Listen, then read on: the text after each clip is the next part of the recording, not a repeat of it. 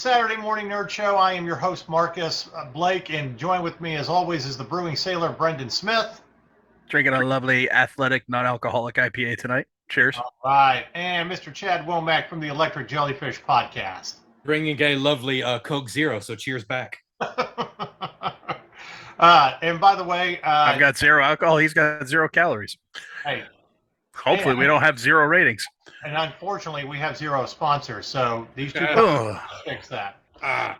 All right. Actually, I do get to say, if there is a sponsor, her name is Audra Ferris for giving me her old office chair with dog hair on it. But you know. So, anyway, all right. We got a lot to talk about today. If the title of this show is Rings of Power versus House of the Dragon, one is shit, one is not, and I bet you can figure out which is which. But we'll get to that later. I don't know, man. I don't know. All right. Also, a little bit later, about the halfway point, we're going to bring up a friend of the show, Danny Gallagher, who writes for the Dallas Observer and is also a very, very good nerd writer. And he has some exciting news that is perfect for our audience. And like I said, we're going to interview him and chat with him for a little bit. So let's get started. There's a lot of different nerd news out there, but you'll just have to check it out on our website. It's also a week since Black Adam was released in theaters. I'm assuming everybody has had a chance to see Black Adam by now. If you haven't, then you probably aren't our audience, and that's okay. Okay. So, guess I'll shut up. Slacker, even my lazy ass got up and walked down the street to the cinema. Yeah. Exactly. Hey, I made it on time to that press screening in the middle of it. And I'm a cripple. I walked a half a mile to the cinema with a cane. Pimp walk. So, thoughts about this movie? Entertaining. I do think The Rock was kind of perfect to play Black Adam. But you know, I don't know if it's anything to write home about. I mean, it was a fun action movie. So yeah, it's big dumb fun, and I'm okay with that based on what we've been treated to, and I use the word treated loosely, lately. But I guess if there's one disappointing thing about it is there were elements of something that could have been a great movie in here, like. And I don't have any real problem with the Atom Smasher character and the Cyclone character. I think they would have been better suited introducing them in another movie later on. They were well written. They were okay for what they were there. They were. Hey, at least it was a man and a woman being respectful and nice to each other, and it wasn't oh, you're just the idiot man, which kind of is getting annoying. Right. There was mutual respect. They each thought the other was cool for different reasons. But I think the real cool relationship in the movie that we just needed more of was Pierce Brosnan's Dr. Fate and Aldous Hodge's Hawkman, because they kept telling us that these guys have had a long and storied friendship. I would have liked a little less tell and a little more show. Right. I talk about this all the time. Don't tell me, show me. Yeah. Have some flashback scenes. If you had cut out Cyclone and Atom Smasher and held them to another movie, then you would have had time to do that, or even throw another 15, 20 minutes in the show, because it was barely 2 hours. With this movie, one of the strongest things about this film is the cast. I thought the cast was perfect. I agree. I think everybody was very well cast. Yeah. And I'm glad to have, Sarah Shahi in this movie. We're glad to see her anywhere. Yeah. Local girl. We've been fans of her for a very long time. Yeah. That nerd show, basically since the start of that nerd show, we've been a fan of hers. Yeah. Well, before that too, from a great show on NBC that got 2 seasons called Life, and you can watch it free on the Roku channel. So I mean, it's you have this great cast. And yes, there's always more you can do with them. I agree with the flashbacks.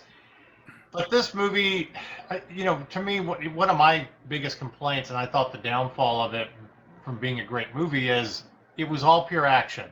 You just start with action. And it it really doesn't truly slow down and you get these great dramatic moments until he tells his real story and you find out who he really is and that he's. I would have liked, and so like I said, I would have liked more between Hawkman and Doctor Fate, and I would have also liked more between Black Adam and the young boy.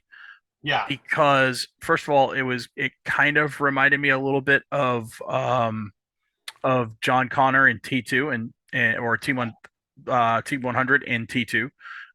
So it kind of reminded me of that relationship, and I think they should have dove into that a little bit more because it would have made the reveal at the end more impactful. Yeah. Well, the other thing too is the boy trying to teach him catchphrases. You know, it was endearing. It was one of the most endearing parts of this And movie. he was using them after the guy was dead. It's like, no, you got to tell him off before you kill him. Yeah. So, I mean, obviously, Black Adam is not one of the most important characters in the DC universe. I mean, he is important in the sense of, you know, having another god and, you know, as Brendan's backdrop basically says, Having somebody that can go toe to toe with Superman that's not named Lex Luthor or, you know. Right. You need an anti-hero that can square off against these people that isn't necessarily good. He's the necessary evil.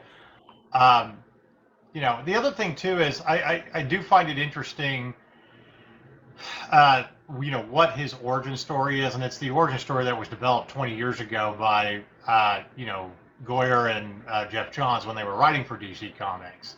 I don't necessarily have a problem with it. I just think it's interesting that, you know, compared to superheroes in the DC universe, you know, it's a much newer origin story. But I mean, you know, it works for what it is. If I have one last nitpick before I get into stuff I actually did like, the last nitpick would be I really like Aldous Hodge as an actor. I think he's a cool cat. Yeah. I've liked him ever since he was on Leverage. I thought he was really good on Constantine, a show that should have gotten more than one season. NBC were stupid. But I think they did him a terrible disservice because whoever wrote him, I guarantee you, tries to play a lawful good paladin in D&D and just ends up playing a dick. Because that's exactly what this character was. He was a lawful good paladin that didn't know how to add any nuance to lawful good. And so he was just a dick. I'm going to beat up the guy that's, you know, helping the little people not be oppressed because he's killing those people. Sometimes in a war, you got to shoot people, man. Yeah. Just saying. Well, it happens. And you know, you on the wrong side. You're coming off. You're so principled. You're on the wrong side of the fight. That's a problem. Well, this one, like for me personally, I gave it a 7 out of 10. It's okay, you know, for what it is. I gave it, as usual, I gave it a smidge lower. I gave it a 6. Yeah, I know. I'm always a little bit higher, but you know, I like it for what it is. And really, honestly, I'm Dr. Dre. He's Snoop. Yeah, he's a little higher. The best part is the cameo of Henry Cavill, you know, coming back to Superman. Also, big tip to the audience. Just because you're excited to see him as Superman, shut the fuck up so you can actually hear what he says. Like, you know, I'd like to congratulate my audience for that. Nobody started cheering until after the scene was over. Yeah. I didn't even think of it at the time, but I will, though, however, laugh at the 30% of the theater that got up and left before this end credit scene. Marvel hasn't trained you yet? We'll have a game review a little bit later that's connected to the DC universe. So we'll give you, Brendan and I will tell you a little bit about Gotham Knights at the end of this podcast. But anyway, Chad, what did you think of it? How did you grade this movie? I haven't seen it yet. Okay, well. Thought we covered that. Okay. Incomplete. I know. Well, that's okay. I get a 0 on my report card. Yes, you do. But you can go see it next week and tell all the boys and girls on your podcast what you thought of it. Yes. Okay. I do want to let everybody know, if you watched the latest Doctor Who episode and saw Jodie Whittaker regenerate and got all excited to see David Tennant, I was excited too. No, he's not going to be the next Doctor. They've already announced the new Doctor, okay? So, in case you're wondering and you need to know what's going on, they're only regenerating him to lead into the 60th anniversary special, which is coming out next year. Okay? So, just calm down. Yes, it's great. They're only regenerating David Tennant because the ratings are in the toilet and they needed to do something to inject life into the series. And they went, eat the member berries. Yeah, and that's fine. But the next Doctor will be Nakuti Katwa, if I'm pronouncing that correctly. I think you were actually really close, which is surprising. No, I completely mispronounced names. all the time. You've butchered much easier names than that one, and I think you're pretty spot on with that one. Well, anyway, if you haven't seen him in anything, check out a series on Netflix called Sex Education. He is absolutely wonderful. It's got Gillian Anderson in it as the mother, not of him, but the mother of the main character, who's a sex therapist. So anyway. That shouldn't have been as funny as it was. Well, I almost choked on my beer. sometimes I feel like you have to explain just a little bit. But anyway, he will be the next Doctor. He will be continuing the next full season, which I guess will be coming out in 2024, or I guess we'll have him a part of the 60th anniversary. It's just, calm down, people. And I was excited too. I liked the episode. I never hated Jodie Whittaker as the Doctor. I just hated Chris, Chinenball, or whatever the fuck his name is, who was a shitty writer. So, great with true crime. You should never have touched Doctor Who. Yeah, All the other actual good episodes over the last 3 years were written by the staff, not you. Damn. Anyway. John Michael Straczynski, you're not. Yes. So, Or anyway. Joe Michael Straczynski, excuse me, JMS. Anyway. If you haven't seen the episode yet, like I said, it's a great goodbye to Jodie Whittaker, who unfortunately, she may not have been the best of the Doctors. She did a good job with what she had, and I think that's the sad part. With her being the first female Doctor. But the great thing about the episode, she endeavored to shine the turd. Yeah, the best part about the episode was the past Doctors coming back, from Peter Davison, Colin Baker, and Sylvester McCoy, and Paul. Oh God, I'm drawing a blank on the guy's last name. He's actually considered the eighth Doctor from the made-for-TV movie that came out in 1996. But to have them all come back, and then to have a lot of the old companions come back and help out, that was the brilliance of this episode. Also, you kind of needed that because, the other guy is such a shitty writer, and we just haven't had really great episodes that you kind of need to infuse some energy into Doctor Who. But, we can't wait for the 60th anniversary and see what happens. All right, before we get to Rings of Power, and while we can spend hours upon hours talking about it, we're not. We're gonna get our complaint session out of the way. It's going to be considered a little group therapy for all the fans out there. It will be okay. But before we do that, this week's Sign of the Apocalypse. So, if you are a gamer and you're excited about the new Call of Duty coming out this week, and you've gone to purchase your copy and you've been hit with a surprise, especially as a PS4 and an Xbox One player, that it's $69.99, and you're wondering, why is this an extra $10 when I don't have a new console? Well, yes, Activision, in all their wisdom, decided to bump up the price no matter what console you play on, and charge you the $10 difference of what they would charge if you upgraded to the PS5 version or the Xbox Series version. So regardless of whether you're ever going to get those consoles or play this game on those consoles, you're still going to be charged. I love how they screw you out of $10 and they sell it to you as a convenience. Yes. It's like, you need this. You just realize. It's like, do you honestly think, like, I would love to sit in a room with the Activision CEO. What's this dude's name? I forget his name. I used to know it. I Kotick? tried Kotick, Bobby Kotick. Yeah. Bobby Kotick might be one of the most deplorable, despicable men on the face of the planet. Yeah. I'd love to sit in a room with him and let him think that it's going to be a nice, just conversation. Yeah. And then bring out a paintball gun with frozen paintballs in it and just welt the shit out of that fat man. Exactly. So there's so many things wrong with this scenario, and we can go on and on about it. But the fact that you just sold Activision to Microsoft for, nearly $70 billion, you're going to rake in the profit and, get more billions of dollars to begin with, that you have to squeeze out an extra $10 out of gamers just to get a little extra money on top of the massive amount of money you're already making. Yes, you are officially a giant piece of shit.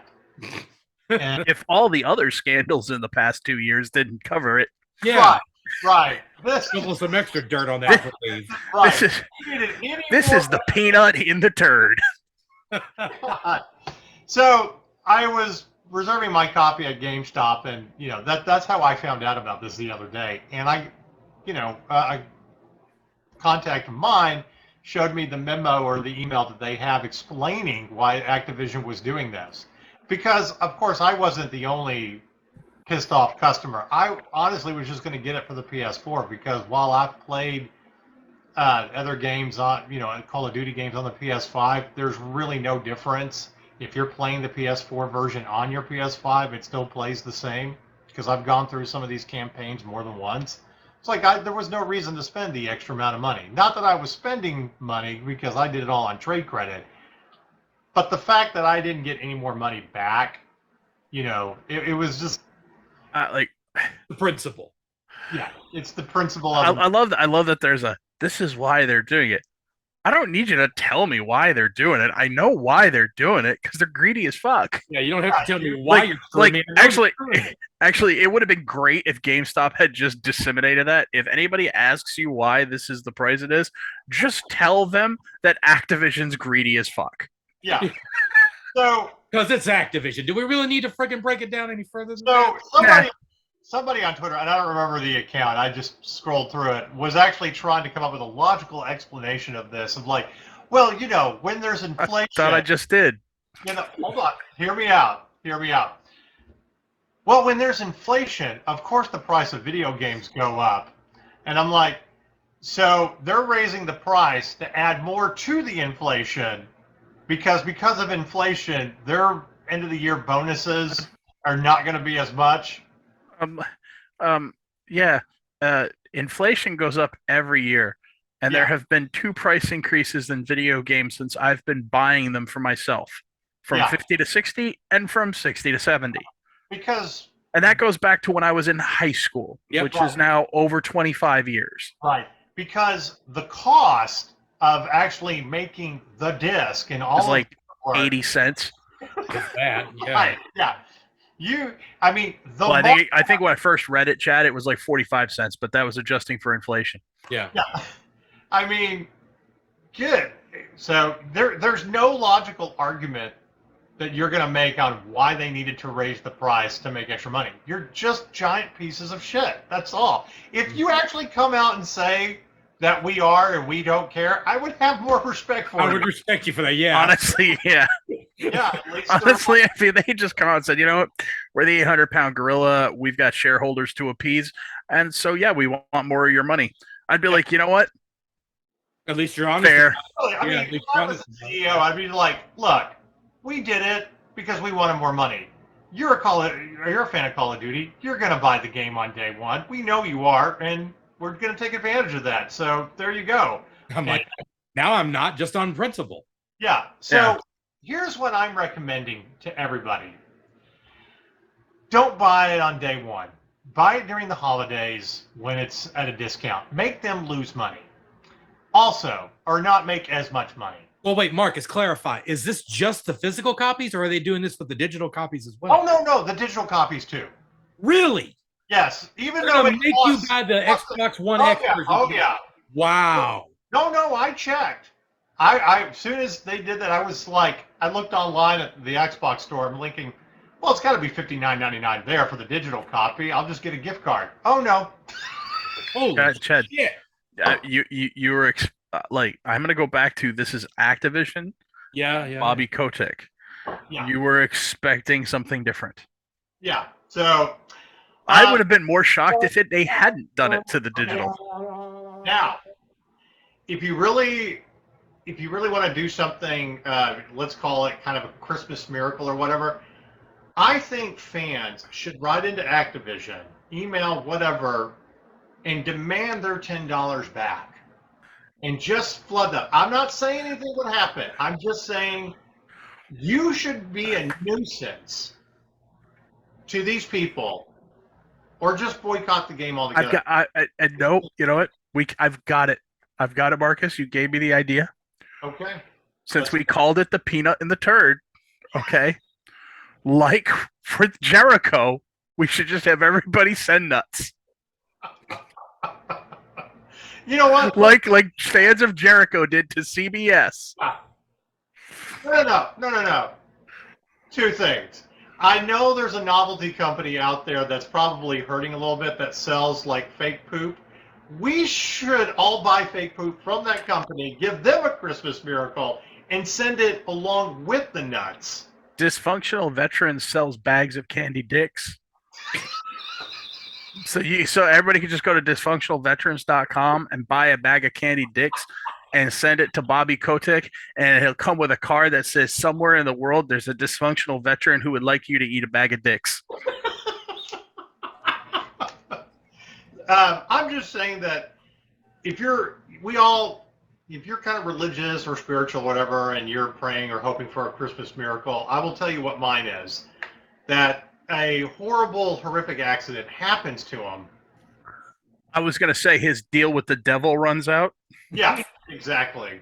So, anyway, we apologize for that, folks.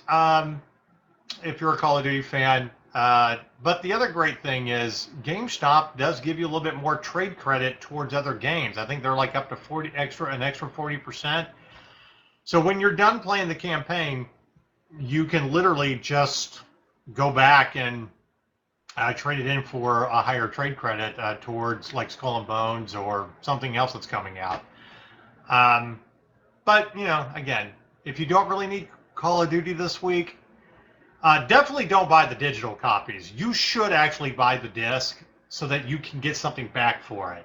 Because if you're just buying the digital copy, and they are teasing that if you buy the digital copy like early, you can start playing the campaign.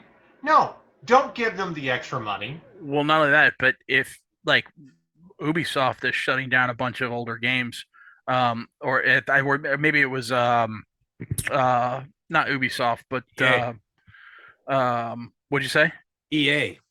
Yeah, EA always does it, but there's somebody who makes Red Dead Redemption, Rockstar. Maybe it was Rockstar. One of them, it was either Ubisoft or Rockstar. There's shutting down the servers to a bunch of old games. Well, and they were games that had an online and an offline component. Well, if you had the digital copy, there's no longer support for you to play it. Yeah. So you can't even play the offline version. So if you have the physical copy, you can always play the offline campaign. Yeah. So that's why I still try to, collect stuff here and there, when I find it cheap. But anyway, yeah, Bobby Kotick is definitely this year's Christmas Scrooge and a giant piece of shit and belongs in the special hell. So, Amen. As we like to call them. Also, if you want not to screw GameStop out of it, but they do have a policy that you can return your disc and get a full refund after 48 hours. So if you want to go quickly do the campaign, then return it. So, because I think they have to return all their copies back to the publisher if they can't sell them, even at a discount, at their cost. That's usually the way it is with books. I think it is with all kinds of media. Anyway, all right, folks. Like I said, it's a group therapy session. So if you're a Lord of the Rings fan and you're pissed off and you feel like you've been screwed over, we feel you. and we're giving you that metaphorical hug. Okay, so it's time for us to tell you what we really thought of Rings of Power. I do want to say this to Amazon, and nothing against the publicists that have to work on this film. When you send us our review copies, I don't need 4 watermarks, including my name, in big bold letters across the entire screen to watch it. And also, your buffering fucking sucks. Literally, most of the screeners I didn't even watch because it was easier just to wait till Thursday. Which is ironic considering they have a major web hosting company. Yeah, I know.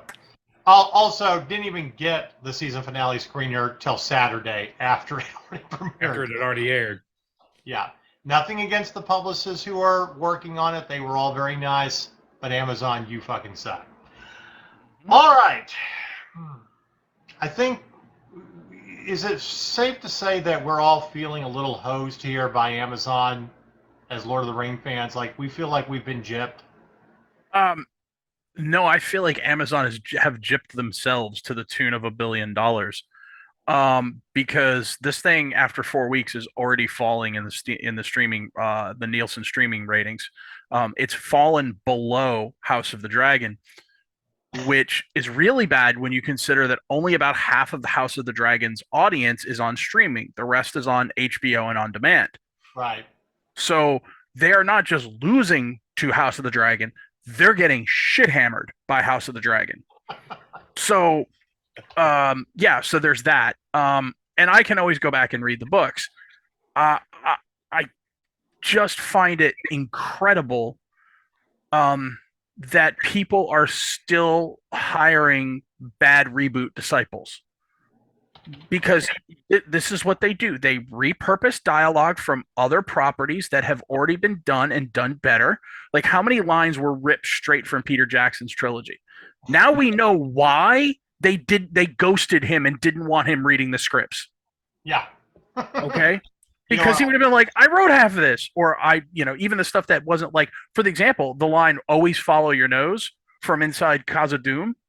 That's not from the books. That's an actual Peter Jackson, Ian McClellan ad lib that they put in there, and then these guys just ripped it off. Okay. I get it. Totally get it. I mean, it's basically copyright infringement. Yeah. So and then mystery box after mystery box. Jesus. I mean, these people couldn't write their way out of a wet paper bag, and like they don't even like remember what they've written in a previous episode.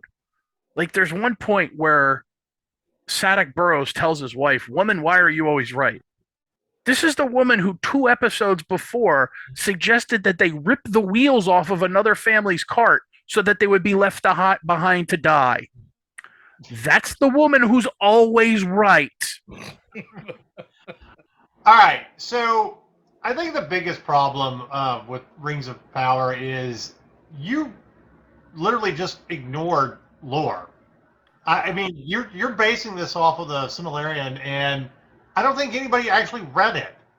Well, they're not allowed to base it off the Silmarillion. They don't have the rights to that. They only have the rights to the appendices of the Lord of the Rings.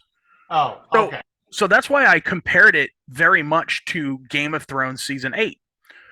Because you're trying to create a story off of an outline of a book rather than using the book itself. Now, in the case of Weiss and Benioff, they didn't have access to the book because somebody hasn't fucking written it yet. But in this case, they just didn't have the rights to it because they didn't pay for the rights to it. Okay, so you've spent all this money on what is going to be your Game of Thrones, and you don't shell out the extra money to get the rights to everything. Yeah, that's what I don't. Wow. I'm sorry. I mean, I understand that Bezos had to give away too much of his money in the divorce, but she was giving away a lot of money to charity, and this would have been a good charitable contribution to pay for the rights. Look, I honestly think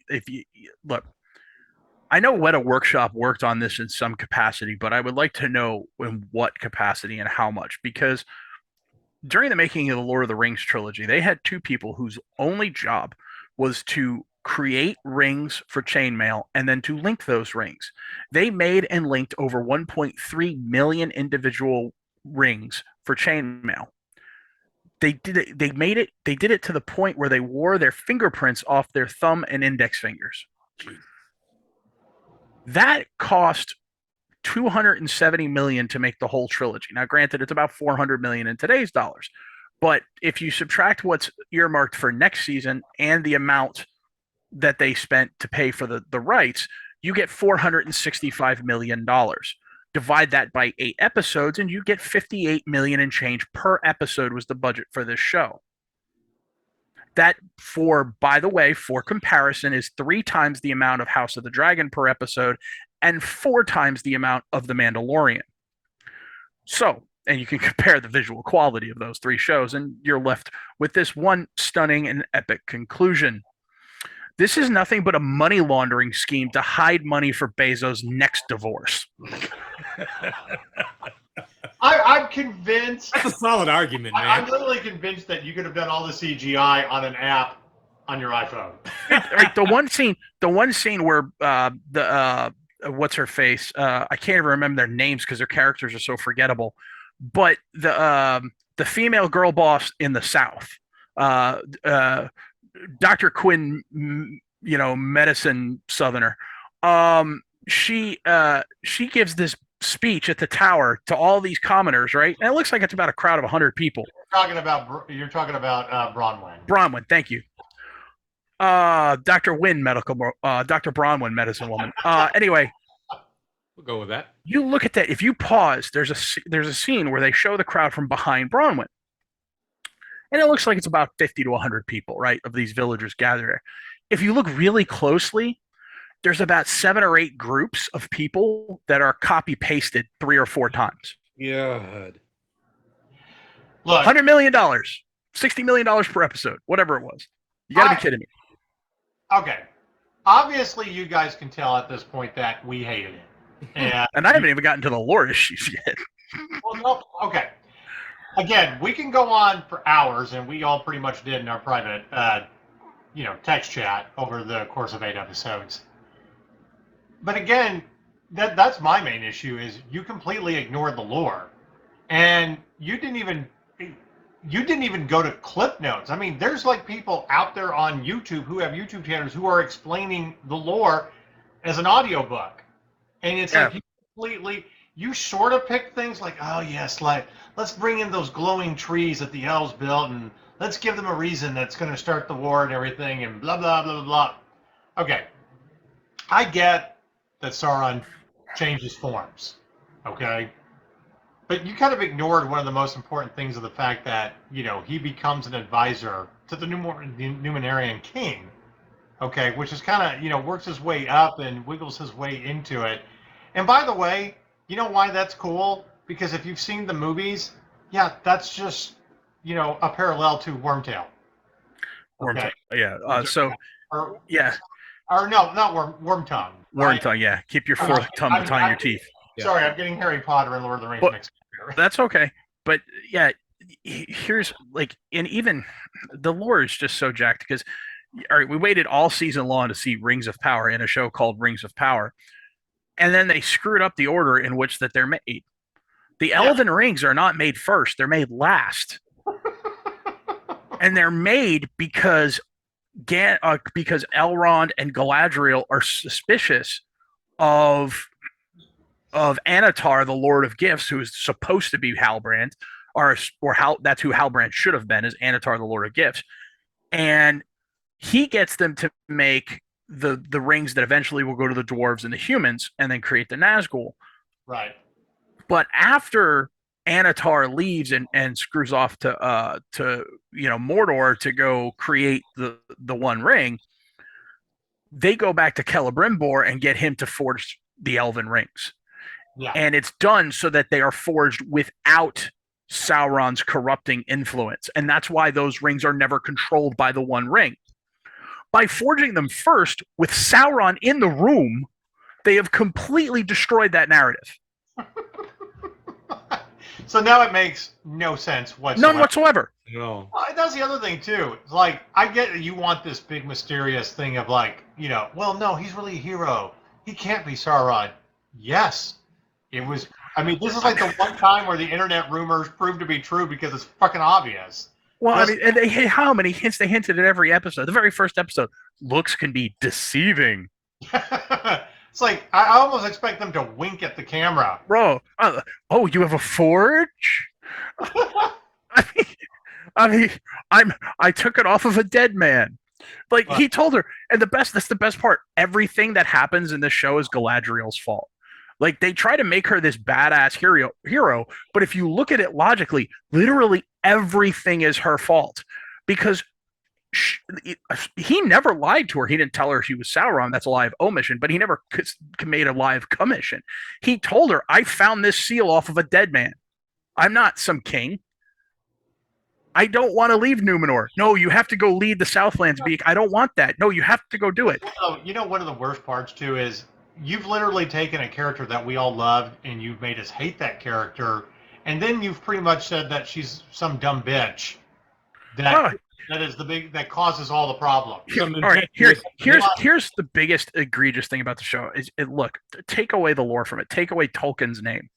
If this is just generic elven fantasy X, okay? You have a character who is royalty, who was brought up in the courts, who is, and but I say courts, I don't mean, excuse me, Your Honor, I'm sorry, I did that. I'm talking about, the king's court. She was brought up at court. She is part of the royal elven family. She's thousands of years old. And she sucks at diplomacy. The writing in this show is fucking stupid. All right. So my grandmother always said that if you can't say something nice, then don't say anything at all. So I'm gonna take some advice and I'm gonna point out some things that I think did work. There's not many things, but I'll point out a few things. I don't hate the cast at all. I thought that they really did have a good cast of great, English actors, some that you may not recognize and some that you do, and all that. But you gave them nothing.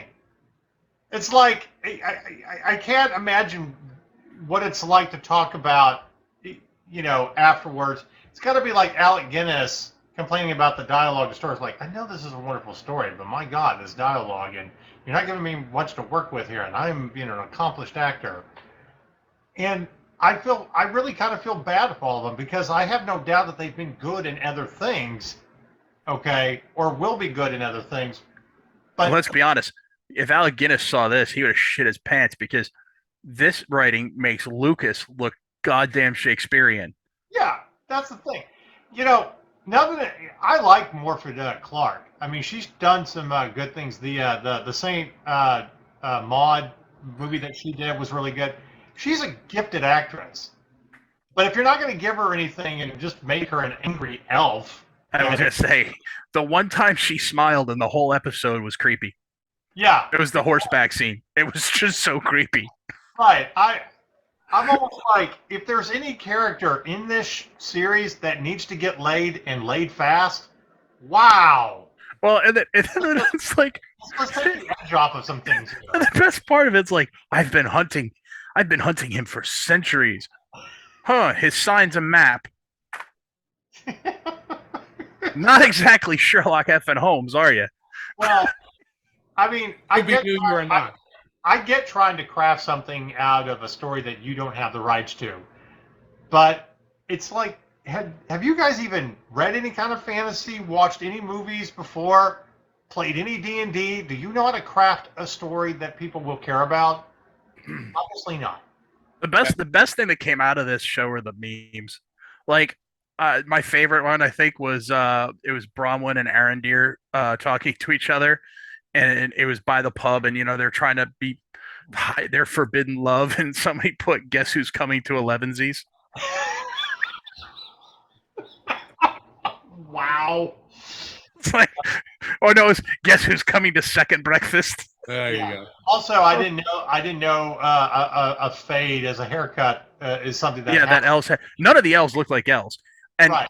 Celebrimbor, who, by the way, like why are Elrond and Galadriel the same age? Because Elrond marries Galadriel's daughter, who, Yeah. by the way, how is Celeborn dead? Her husband was Celebrian ever born? Because if not, then guess what? Arwen's never born, because Arwen is the daughter of Celebrian and Elrond. So like everything, and Celebrimbor is supposed to be Celebrimbor, the thousands-year-old greatest smith in the world, doesn't know how to make alloys. Look. If you add extra metals to it, what a novel concept. Look. Again, if you're not going to have the full rights to use everything from Lord of the Rings, why the fuck are you even doing a show to begin with?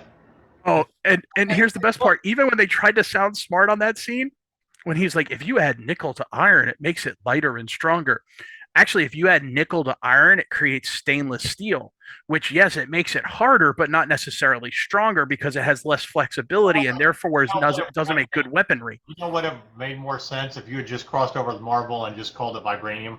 Because, oh my God, because, I mean, that's what they tried to turn Mithril into. Yeah. It's now a battery for the elves' light. No, that's from the Valinor. I get that Amazon wants their own Game of Thrones. There's so many fantasy properties out there that you can do. And go all in on Wheel of Time. The irony of that is they had it. They had it because the guy who's writing Game of Thrones, who we're going to talk about in a minute, Ryan Condal, he was doing a Conan show for them. I know. And they fired him because they brought in, the guys who hired him got Me Too'd. And they brought in Jennifer Selke, and she was like, whoa, this is way too toxic masculinity. We got to get rid of this. Which, by the way, how many awesome warrior women are in the freaking Conan world? You wanted a sword-swinging badass woman. Red Sonja, anyone? Hello? Yeah, never mind that. Yeah, because this is a classic case of them taking chicken salad and turning it into chicken shit. All right, Beverly Hills Cop 3 might have been a terrible movie, but actually, it's Beverly Hills Cop 2, as he says this. To quote Axel's chief in Beverly Hills Cop 2, don't think, Axel. It makes my dick itch.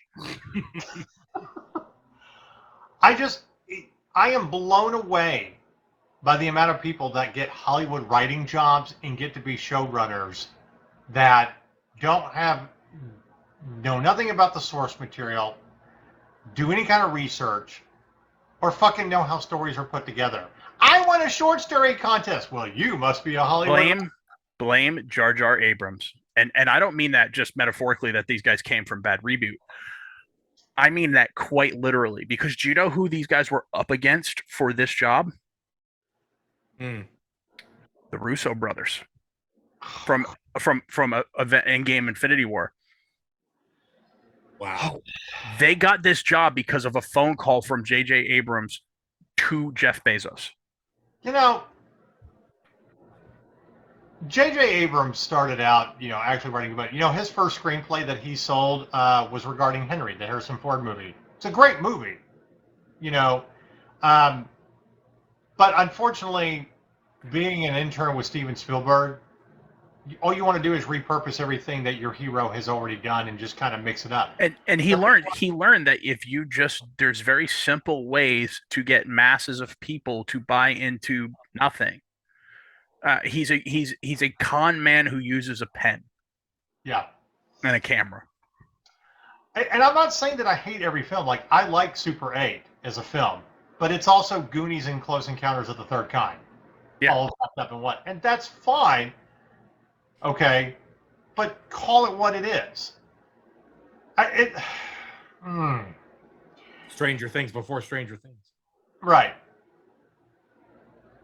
Yeah. This show is just so bad on so many levels. I was going to give it a 3 because that's how many episodes I actually made through watching. Same. But after I watched, you were speaking of those channels that do great breakdowns. One of them is a guy called Council of the Rings, and I really like Council of the Rings breakdown. And he would give negative and positive. He would have negative lore points and positive lore points, and then he would have negative personal points and positive personal points. And as you can imagine, the negative points greatly outweighed the positive, but he tried to be very fair and give them positive points when he could. I think he gave the final episode a lore score of -10. Yeah. He was just like, he's like, I can't do it. He's like, this is awful. And he's actually now going to do a series of how a proper second age show should be done. So I agree with you about it. It's kind of a 3, maybe a 4. I always tend to be a little bit higher, but I want everybody to know that because I hated it so fucking much, that yeah, it's below average. I'm giving it. I had to revise it after watching so much of his reviews and seeing everything that they did in the later episodes. It's a 1 out of 10 for me. Well, it's a show. It's a show that existed in the world, and I'm going to do my best to forget it. My favorite thing about it is I do love the music. I thought it had a great and beautiful score, but that's it. It's like the musicians are the one thing that should get applauded, and you may not care about it as much as I do. Like, I felt like it worked, and tried to make the show better. Because if you take away that and you had to rely on the writing and actors just trying their best, then yeah. So it added a little gravitas to like, well, it's a little, it's better than it probably really is because the music is great. I did like some of the action scenes, and they would have been a lot better if, again, this was not a Lord of the Rings property. If you had just called it something else. Where were all those horses on those ships? They were so tiny. And then I love that, like, we have 5 ships and 500 men. They lose 2 of them. They sail with 3 ships and 300 men. They come back with 1, and there's like 20 ships in the harbor. Well, yeah. All right, Chad. Brendan gives it a 1. I give it like a 3. What did you give it? I'll just split the difference and give it a 2. Okay. All right. And this was the bore. And it can 1, 2, 3 see the way out of. By the way, I think it should be pointed out that when it comes to movie and TV series, this is the first time we've ever given anything a 1. We've never really gone below a 3. We've tried to find some redeeming qualities. So, Brendan, fresh job. Fresh out. I'm done. Look, all the fucks I don't give. Like okay, yeah, the music. It got 1. It didn't get a 0 from me because of the music and because of some of the establishing shots of the city. Yeah. But like I could talk for another 4 or 5. I'm going to stop because I want to talk about something good. But I could talk for another 4 or 5 hours, not just of lore and accuracies, but of stupidity in the writing. Yeah. And like I said, Amazon, if you want to redeem yourself with something that's good and being established the correct way, there's this thing called the Anmar Chronicles, and it won't cost you as much. All right. Will it? Well, he'll give it to them for the bargain price of $100 million. Right, exactly. We can have it right now for $100 million. All right, everybody, we're going to bring up a guest of the show, or a friend of the show, and we're going to do a quick interview with one of our favorite writers. So give us just a moment.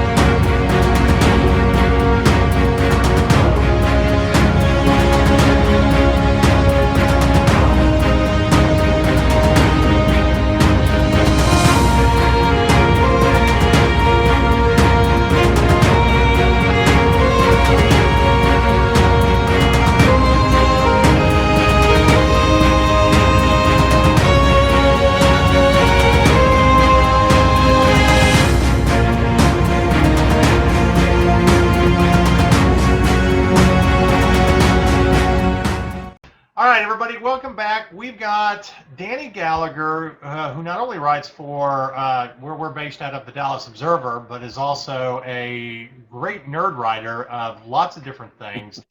And I want to point this out, that if you are a writer out there and you have a dream of writing for one of your favorite shows, Danny is going to prove that dreams do come true and it can happen. And I want to talk about what he gets to finally announce. I know you've been aching to finally announce this.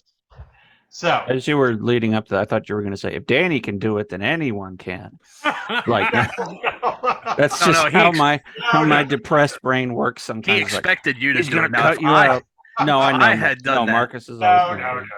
yeah, Marcus if I is had always this, if yeah. I had done something like this, he would be like, if he can do it, anybody can do it. No, Like, no, that's you we expect. Marcus has always been a big champion of stuff that I do. We don't Um, mock writers we like. We only Right. mock writers from bad reboot that get control of the billion-dollar properties. Right. Crap. So all right. yeah, so one of my favorite shows of all time, and I'm sure one of most people's favorites of all time, Mystery Science Theater 3000 launched a new season. They were on Netflix, and for the 13th season, they did a Kickstarter, and they basically launched their own online channel. And this Friday is the first ever Halloween special in the history of the show. It's just kind of surprising. Wow. Because I swear there was a Halloween something, right? But it's like an official like Halloween themed show, and my name appears in the writing credits. All right. Congratulations, sir. Thank you. A hand clap for that one. Thank you. You're a great writer of comedy. We like your documentary shows, and if you're in the Dallas-Fort Worth area, you should definitely go check them out at the Texas Theater. Yes. We have one lined up for March. I can't say what it is yet, but it's towards the it's kind of towards the end of March. It's kind of coincides with another movie coming out around the same time. Okay. All So right. There it is. I'll have to go through my press releases and try to figure this out. But anyway, I mean, Mystery Science Theater 3000. I know. Write an episode for that. Jeez. I mean, you've been sitting on this news for a year, right? Yeah, we wrote it last year. When they started work, I forget when they started working on it because I only did the one episode, but yeah, it was 2 weeks of just writing jokes and sitting in a virtual room. I did it from my house, but sitting in a virtual writer's room and just pitching jokes to each other and pitching ideas with like people I never even thought I'd get to meet. And some like really fun, like some of the funniest people ever. I was like the first day I was like super nervous, and I was like stuttering over. I was like pitching my jokes, and it was like you don't have to use that if you don't want to, like just learning as I go, but like learning for some really really cool people. When you see the names, you'll recognize Danny, a bunch of them. If you were like Chris Farley from the Chris Farley Show on that first day, I pretty much was. So you said that this is the first Halloween episode they've ever done. First, like all Halloween. I don't want to spoil too much, but it's the first Halloween episode in the first 3D movie. You can actually order a pair of, I think they're called Kingachrome glasses. They're special glasses that come from the Gizmoplex. Okay. Made by Kinga Forrester. It's part of her experiment.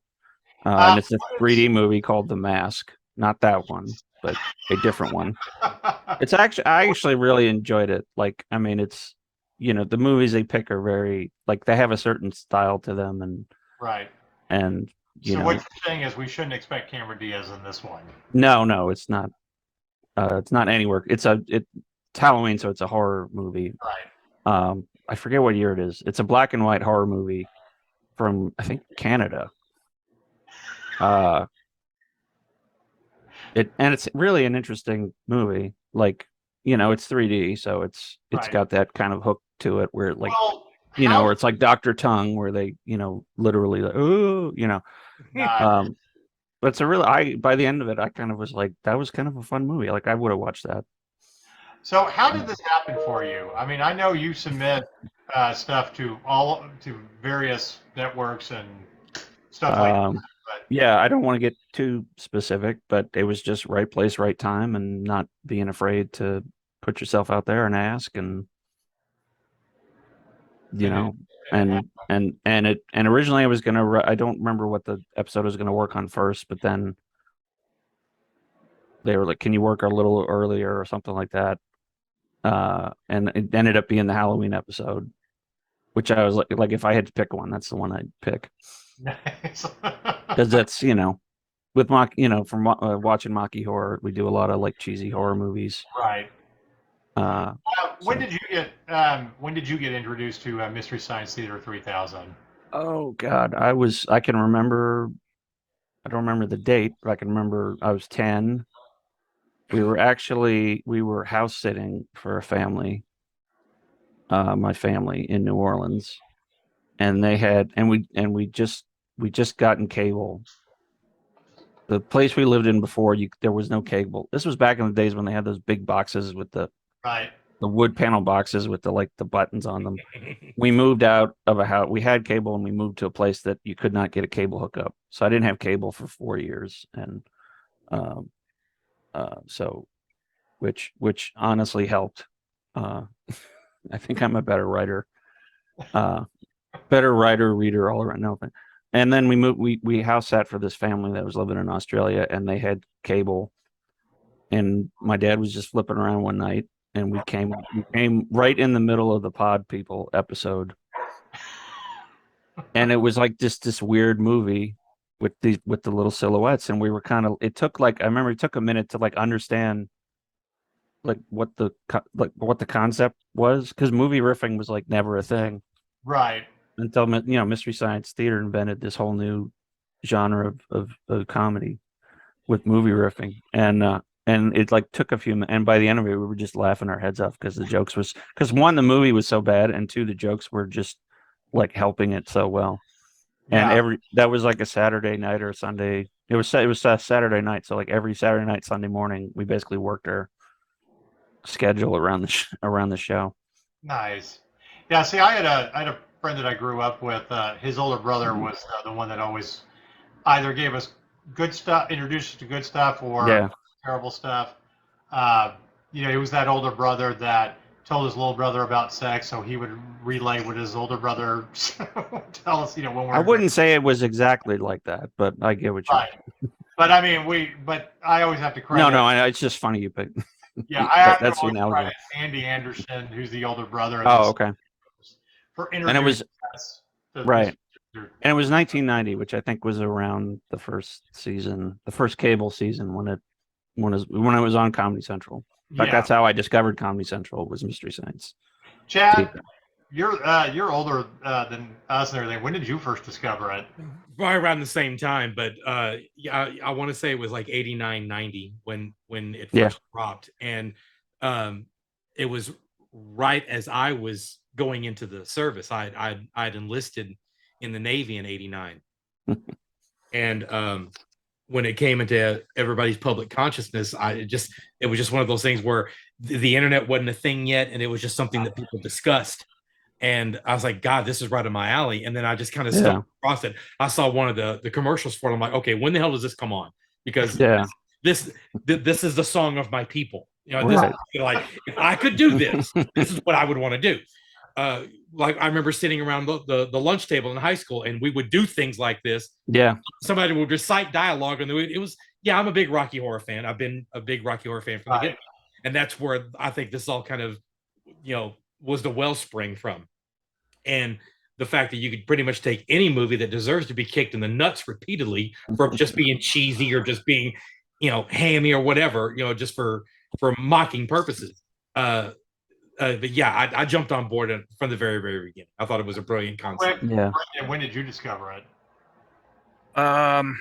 So it would have been, I guess, 7th or 8th grade, 91, 92-ish, when a friend of mine showed it to me, a lifelong childhood friend named John Hewitt, who he and I have known each other since the first grade. He still lives in Rhode Island, like most Rhode Islanders. He still lives in Rhode Island. But I'm the weird one that left and came back for 3 years after the Navy and said, oh, yeah, this is why I left and moved to Texas. So that's weird. You went from the smallest to the biggest state in the continental United States. Yeah. You can't get more opposite. And I was actually just telling them a story earlier too, how my friends from Rhode Island don't understand that, because somebody linked me in an article saying, hey, there's this really cool Irish pub from New York that's opening up in Austin. And I'm like, dude, you do realize that Austin is 75 miles further away from me than New York City is from Providence. Right. And they were like, huh? I'm like, yeah, dude, Texas is big. So yeah, so it was about seventh, eighth grade, and yeah, I just loved it because everybody's watched bad movies and sat there and riffed on them, and so and not only that, they were better at it. Yeah. Like, No, they were.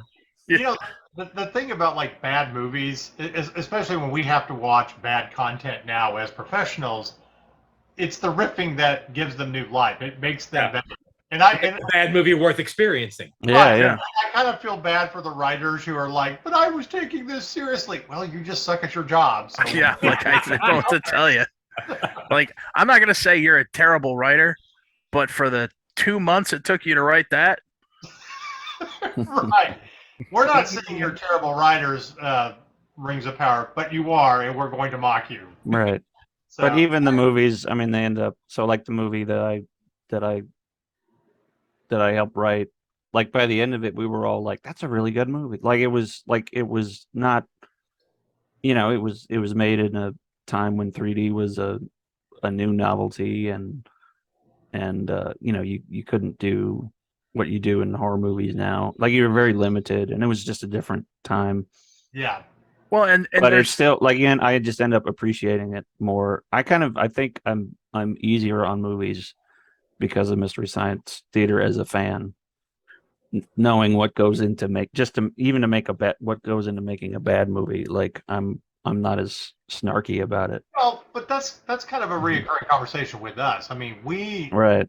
we know what movies are. We don't have the same criteria for reviewing a movie.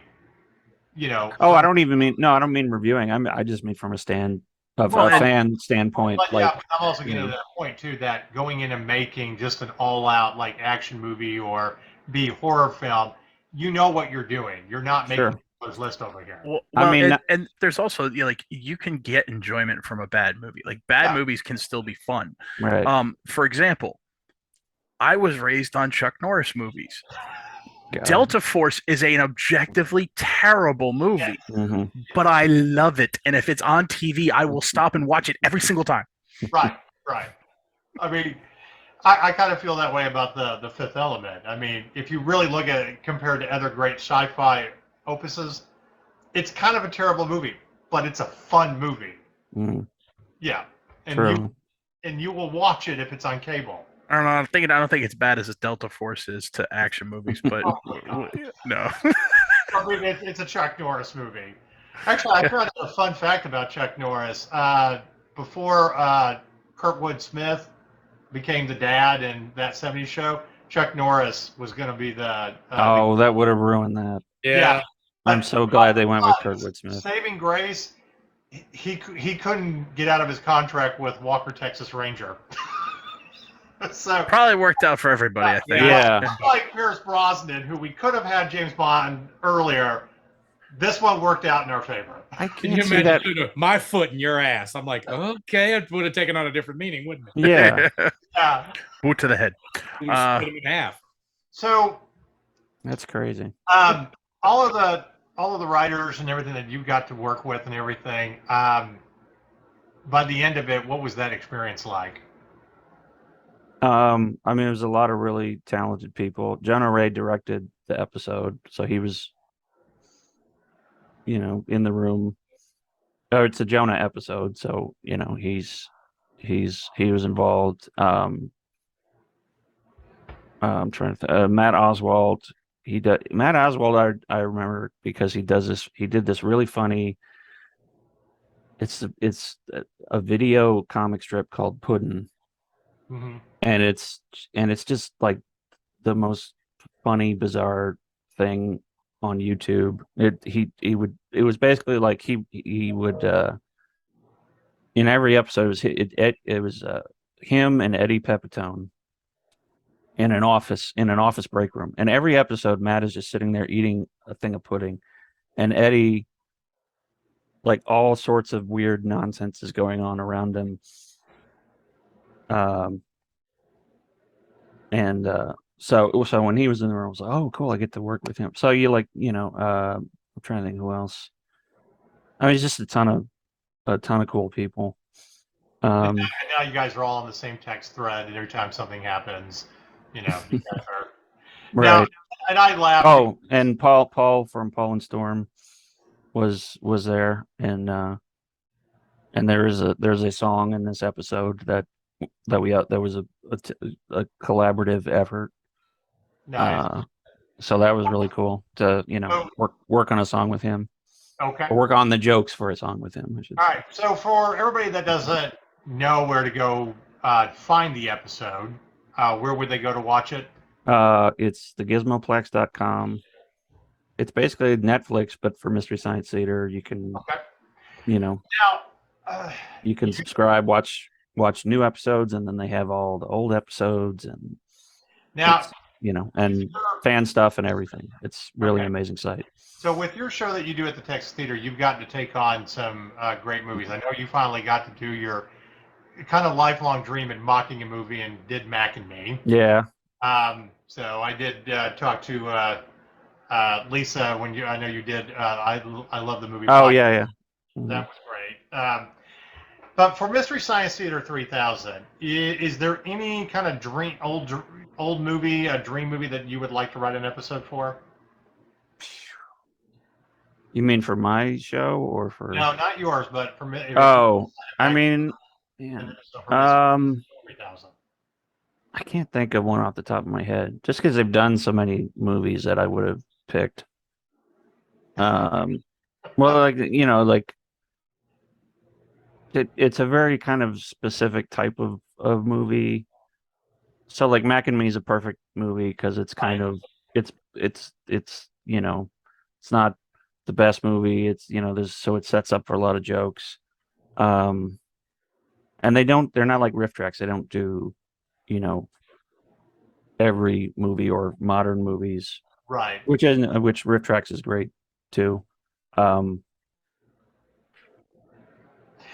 trying to think of one. Well, I have a suggestion, and they did my pick. They did Munchie this year. Nice. This past season, which this is one that I would love to see. Just because that would be a challenge. Yeah, go ahead.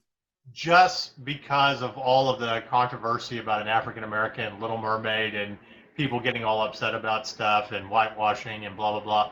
I'm like, well, how about John Wayne playing Genghis Khan? Oh, the Conqueror. Yes. Because that would be a great movie. It would. I don't know if it'd be right for Mystery Science Theater, but that is a classically bad movie. Right. And you can get a lot of mileage out of that. While I hated John Wayne's politics, I can still enjoy his movies. I mean, he did do a lot of great movies, even if he kind of made the same movie over and over. Like Brendan and I always talk about one of our favorite movies being In Harm's Way. But he also made some really bad movies. It's Bruce Willis is our modern day John Wayne. It's is there like a super B movie Chuck Norris? Oh, a super under the radar, that kind of like forgotten. Yeah, actually, there's a guy who's he does some really good stuff. I was just talking about him with Marcus and the other day. Is Scott Adkins would be right now the badass B movie martial artist. He got his start from Michael Jai White, and he's got he just did a movie a couple of years ago called what was it called? Accident. Basically, he's a hitman who makes all his hits look like accidents, and it's based off of a very dark. It's the Accident Man, I think is what it's called, and it's a very dark comedy. And the comic book it's based off is a very dark British comic book, and he was shopping it for years and years and years, and he couldn't get anybody to make it until other dark like comic book movies got made, and finally somebody let him make it. And the movie is worth seeing if you like martial arts. The movie is worth seeing just for the fact that in one scene he gets to fight Michael Jai White and Ray Park, aka Darth Maul. That sounds like a good movie. So I don't know if they do that. Yeah, it's crazy. It's and like Ray Stevenson's in it as his like father figure and person who taught him how to be a hitman. And it's a good bad movie. So you know, I just thought of one. So with Maki Horror, we have a Twitch page, twitch.tv/the Maki Horror Picture Show, and every Monday we riff on movies. With Twitch, you can riff on pretty much any movie. It's Right. mainly just we're watching a movie. It's not really scripted. We just kind of sit and watch it and joke about it. But one that we've done a couple times that I think would make a good episode is called The Monolith Monster. Another one you're talking about. And turns out it's a Universal movie. My dad has told me about it for years. Since we started doing, he loves, he's a big sci-fi guy and loves and he's a geologist. So a movie about killer rocks. I don't know. Which is what this movie is. It's basically these rocks come down from Earth, and when you pour water on them, they grow exponentially. So they're gremlins. No, I was going to say rocks. They're chia pets. They're just rocks that just grow and grow and grow, and they land in a desert on the one day it's supposed to rain, and it's in the path of this town, and it's actually well made, but it's just the concept is so cheesy. It's Tremors with rocks. It's Tremors, but if the worms were rocks and couldn't move of their own accord, but grew. Wow. I don't know. If you're going to do like a Universal movie from the last 5 years, how about Tom Cruise and The Mummy? That's yeah. That's low hanging. Well, again, like the thing I love about Mystery Science Theater, which I kind of learned by working on it, is just they're not really there to rip on movies. They are very much about celebrating independent cinema and even though they're set up to punchlines and things, they kind of grow on you. I mean, Manos is objectively one of the most poorly made movies ever, but it's probably the most famous because the guy just went and just made it, and 50 people that are like, oh, I can make a movie, but they don't do it. And this one guy did do it. Right. And it didn't come out great, but that's what made it great. I think the Blair Witch Project is a great example of let's just throw something together and right. But you know what? Here's the thing. If you want to make a movie, you have no excuse not to make a movie because the room exists and theaters still play that every other weekend. And I'm like, why are we not done with this phenomenon? Yeah. Anyway, so. I've got a bad martial arts movie for you. Okay. If you want a bad one. Yeah. Street Fighter: The Legend of Chun-Li. Oh, the newer one. Yeah. With Kristen Crew as Chun-Li and Michael Clark Duncan, God rest his soul, as Balrog. Neil McDonough is Bison. Yeah. Yeah. It has a Metacritic score of 17. I wonder if they would do Mortal Kombat Annihilation or the first Street Fighter. Because when Mac and Me is a really was an interesting pick. One I didn't think they'd ever pick, and they did it, and it's hilarious. Mortal Kombat Annihilation would be a good one. That's what I was thinking. The first because the first one was Kombat okay. Annihilation with what's his name, Dexter's dad. Yeah. That actor, James Remar. And then the first Street Fighter, you can talk about how basically Raul Julia had to deal with a coked out Jean-Claude Van Damme who was more interested in having sex with what was her face, the singer Kylie Minogue. Because they were having an affair at the time. I hate that movie. Everybody because did. It's no, I hate it because it was Raul Julia's last movie. Yeah. And I watched. In fact, do you know why he took it? Yeah, his kids wanted. Yeah, or there was the same reason. But the same reason Bob Hoskins did Super Mario Brothers. His kids. Yeah. He did it for his kids. Yeah. In fact, I was watching an old Mystery Science episode. They did a movie that I actually saw before I saw the Mystery Science called Overdrawn at the Memory Bank, and it's this really crazy dystopian movie that was made on public television, and the script is crazy, but I'm still gonna watch it. It's Raul Julia.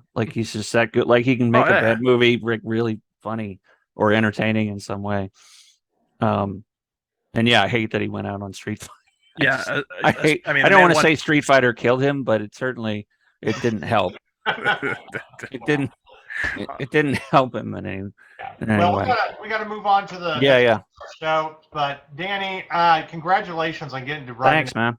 a show that we all love. I mean, that, like I said, every nerd writer dreams of getting to do a show like that, and here you are. I know it's crazy. We also hope that you get to do another one. Thank you. So if you haven't had a chance to watch the episode yet, then once you're done listening to us, go watch it. It's not like you have anything else better to do on Saturday. And your next Monkey Horror show at the Texas Theater here in Dallas, is that the next one going to be in March? Yeah, end of March. We're waiting. We're just waiting to make sure everything's in place. Okay. With the movie we want to do, but it's I'm kind of giving it away by saying, actually, it's the movie that's tied to it is in April. Okay. We're doing it end of March. Okay. And they can follow you on your Twitch stream. Twitch, what was that again? Twitch.tv/The Monkey Horror Picture Show. You can also just go to monkeyhorror.com, and that'll take you to our Facebook, which goes everywhere, Twitter and Instagram and all the good stuff. That's where we announce everything now. So I meant to message you real quick. At some point, I was in a thrift store and I saw a VHS copy of Mac and Me, and they were selling it for $3. Oh, Jesus. That's way overpriced for that movie on VHS. Yeah. Man, I tell you, they're really trying to take advantage of that. Well, this is retro now, is it? All right. Thanks, Danny, for joining us today. Thank y'all. Again, congratulations. Appreciate it. Thank y'all.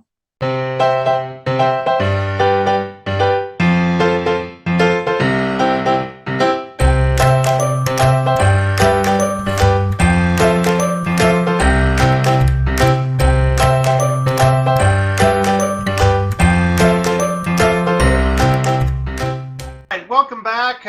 Thanks for listening to our interview with our friend Danny Gallagher. Again, we're very excited for him, and you should definitely go check out the episode that he wrote. It's very, very funny.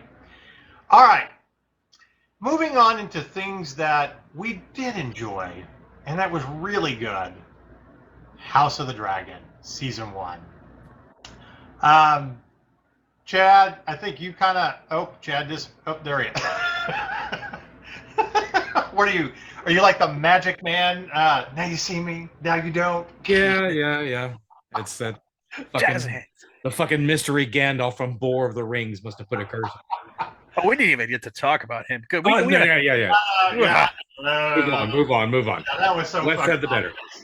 So Chad probably had the best comment in our little chat that the season finale was probably the best television since the end of season 2 of The Mandalorian. Just that exciting, all the build up. And the funny part is you didn't even really get that much action until the dragon scene, but it was literally just that build up to all out war. Here is the contrast between House of the Dragon and Rings of Power. There are scenes in House of the Dragon that convey so much without a word ever being spoken. Mm-hmm. They say so much more and say it so much more eloquently than any of the dialogue in Rings of Power. Well, the symbolism is there. I mean, the dinner scene where Rhaenyra, and I'm mispronouncing the name, I apologize, when she walks in wearing green. When Alicent walks in wearing green. Yeah. That just to say, I'm not just your puppet queen, I'm still a Hightower.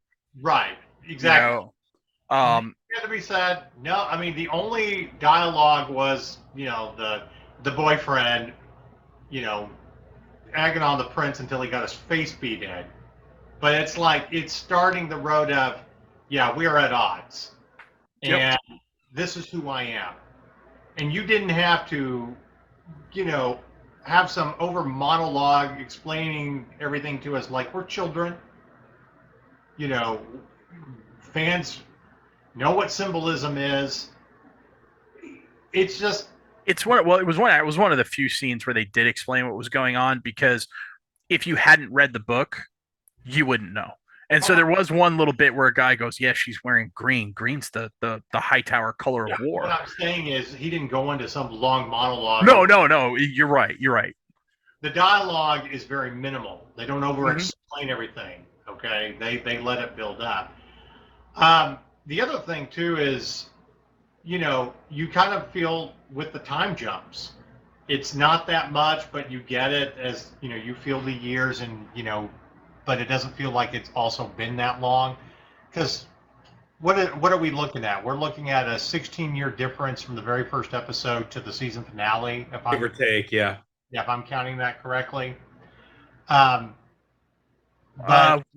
26 years if you include the very first episode, because from the time Viserys is crowned in the next scene, it says they're 9 years into Viserys's reign. Then you get the 10-year jump, and then you get another 6-year jump. So it's 26 years total, but mid-show, 16 years, yes. Yeah. But I mean, it's just like the first season of Game of Thrones. All of the scheming, all of the politics, all the little build-up here and there until, and all of the dialogue matters. Yeah. All of it matters. And there's nothing wasted. Yeah. No. And the writing is so good. So good. My God. Patty, all right, I'm sorry. I don't know if he's going to qualify for best lead actor or best supporting actor, but whichever category it is, if Patty Considine does not win the best male for it in the drama series category for the primetime Emmys, it's fixed, it's bullshit, and it's wrong. Because Patty Considine was amazing as Viserys. The scene where he walks, he's basically a corpse. Yeah. And he walks down that aisle of the Great Hall to his throne. And you feel every step he has to take, because he's literally summoning every bit of life energy he has left to do this for his daughter. Well, one of the things that I really love that I think they understand are the parallels among their characters. Okay, that even though you're at odds, there's a lot of similarities. And one of them too is when he's wearing the half mask. There was a comment on Twitter or whatever, like, "Oh my God, it's just like the Crab King." Like, yes, he's a broken man. He's a broken king who's trying to do what's right for his people as he sees fit, while all this scheming. Is the Crab King an enemy of the realm? Sure, but you also understand where he's coming from. Do you root for Daemon? Absolutely. And that's really the best scene of House of the Dragon. No dialogue. He just fucking shows up, sets the trap, walks into the cave, and then just pulls the body out. Well, and then the only dialogue was it's just the Viserys dictating the letter as a voiceover, so you understand why Daemon lost his shit and beat the And the great thing about that letter is it's so well written, because Viserys is honestly, he's not sending that letter as a shot. He's honestly saying, "I don't want you to fail. You're my brother and I love you." But that's not how Daemon's taking it, because Daemon's Daemon, and Daemon loses his shit. Like, "I don't need you to help me succeed. I'm going to go win this war on my own right effing now." Right. And he does. Yep. One thing I told Chad, I know you waited to watch the season finale. I, like Chad, did not wait. I was like, HBO earned my minutes. I waited. I waited out of respect. I knew it was going to earn them anyway, and it did. I rewatched it last night, or the other night, but like I said, I wanted to see it early. I love the fact that this war starts based off a lie. And it's like the parallels to Robert's Rebellion. Okay, and it's innocent. It's not like it was deliberate. It's she heard what she heard and she didn't understand the prophecy. She lacked the context. Yeah, Robert didn't understand the context and understand that she wasn't kidnapped and she wasn't raped or anything like that. And it makes the story so much better about why John had to be protected. Yep. It's just none of what they did with Rings of Power on all the buildups. Like, we don't care. We know what's going to eventually happen, no matter how much you rewrite the lore. Okay, the buildup of everything happened 20 years ago in the Lord of the Rings movies. See, the Rings of Power. The problem with the Rings of Power is they set up things that they never pay off, and then they pay it off things they never set up. Where, whereas everything in House of the Dragon is set up and pay off. Just look at the very end of the season. That was set up 3-4 episodes prior, and they've been slowly building it. And it starts off of, not only does it start off, does the war start off of a lie, but it starts off as a childhood prank gone wrong. Yeah. It's you when you send like somebody. I was watching the Angry Joe, and I love Angry Joe, but one of the guys on there was all bent out of shape about the fact that he was having, even though they're not religious, and she was having them swear on the Bible that she wouldn't. It's like, look, she was trying to impress upon them that you are a messenger under a flag of peace. You cannot fight, or else it's going to start a war. She was trying to impress upon that on her children. That's why she made them swear on a Bible. I don't find that the weird part. The weird part is that she sent her children to do an adult's job. Yeah, that doesn't bother me because I understand where she's coming from. From a story perspective, yes, and I'm willing to overlook it. But like even if you're going to send your child as the prince, as the emissary, and that's his position, I'm going to send him with a second dragon and a second dragon. I'm going to send him with a guard. The kid's 13. He's too important to lose. You don't send him off by himself. And then I will give you that. And then you got two kids who are angry at each other. That it's basically two kids playing with a loaded gun. Yeah. To a modern day. I mean, that's what a dragon is. It's a loaded gun. Like Viserys even says it. Here we go. Set up and pay off again. Viserys says it. Humans never should have messed with the power of dragons. It's a power beyond us, and the fact that we think we control them is a fantasy, and it's what led to the doom of old Valerian. If we don't remember our histories, it's going to happen again. Well, but it also pays off in the end when she's explaining about her understanding of War with Dragons is everything burns, and I don't want to be the Queen of Ashes. Yeah. But it's also kind of, another thing. It also till her kids die, and then she's like, "Fuck it, let's smash." Right. We've seen that look before. We saw it in Danny's eyes whenever they cut off Melisandre's head. Yeah. I know that look, and everything caught on fire right after. It's the parallel. But you also notice too that you're also setting up with Targaryens that there's a line.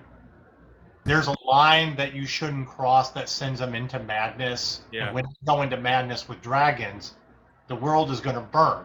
Mm-hmm. I'm not saying that Daenerys she was already heading towards being the Mad Queen.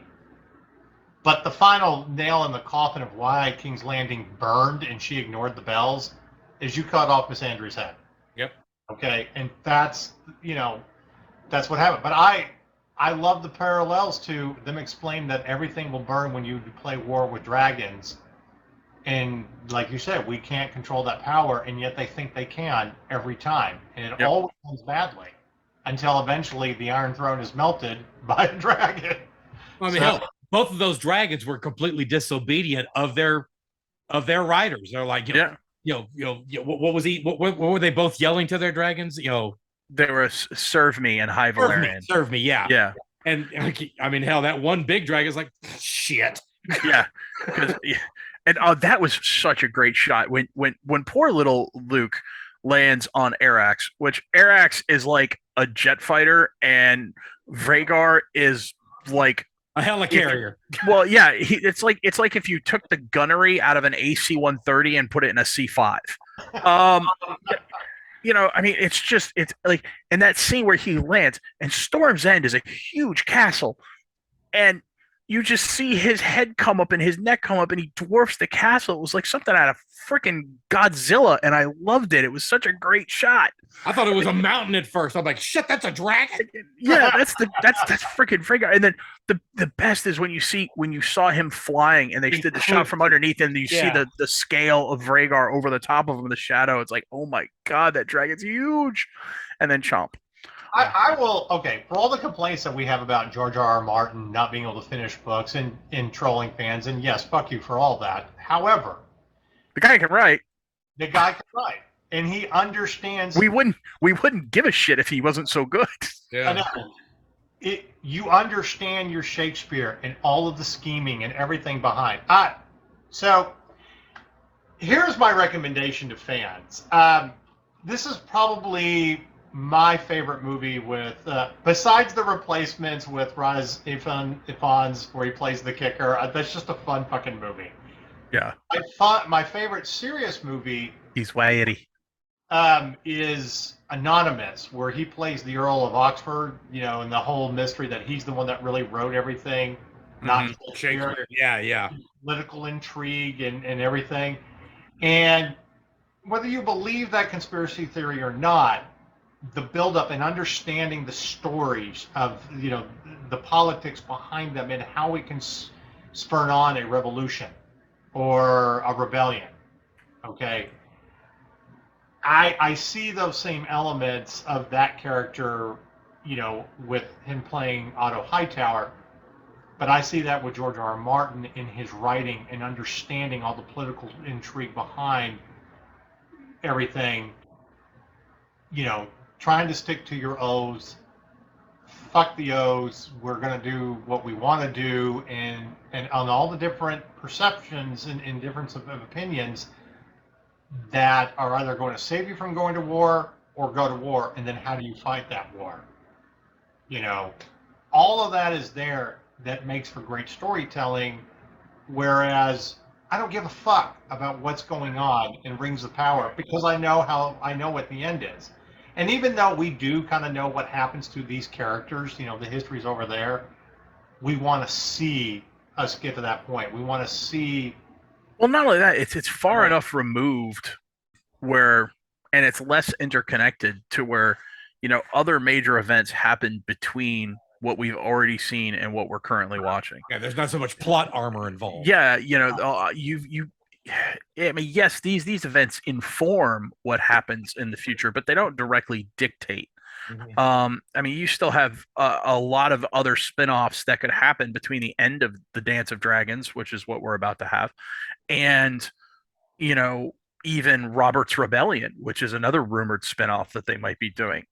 So, while I understand what you're saying, I think this is freed from that a little bit by being so far removed. No, and really, Lord of the Rings, if Rings of Power, if it had been done correctly, would have been too. But that's another story.